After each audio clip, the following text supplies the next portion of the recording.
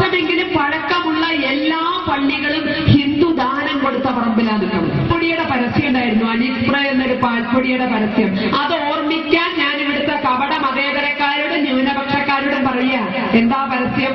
പൊടി പോലുമില്ല കണ്ടുപിടിപ്പാൻ. ഓർമ്മയുണ്ടോ പരസ്യം?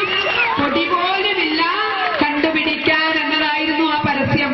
ആ നിലയിലേക്ക് കാര്യങ്ങൾ വരും. ശുദ്ധീകരിക്കാൻ ഹിന്ദുവിന് സാധിക്കും. നമുക്കറിയാലോ, നമ്മൾ വിശ്വരൂപം കാണിച്ചാൽ എന്തായിരിക്കും ഫലമെന്ന് നല്ല ഓർമ്മയുണ്ട് നമുക്ക്. 1992 ഡിസംബർ 6 മുലായം സിംഗിന്റെയും നരസിംഹറാവുവിന്റെയും 7 ചുറ്റി കമ്പിവേണിയും 70 കടങ്ങുകളും 700 പോലീസും 7000 പട്ടാളവും 70,000 പത്രക്കാരും കാവൽ നിന്നപ്പോ ഹിന്ദു ഒന്നിച്ചൊന്നുണർന്ന ഒരൊറ്റ ഓങ്കാരം മുഴക്കിയപ്പോ തവിട് പൊടിയായ പള്ളിയുടെ കഥ, ഇല്ലാത്ത പള്ളിയുടെ കഥ. ഇന്ന് ഞങ്ങളല്ല പാടി നടക്കുന്നത്.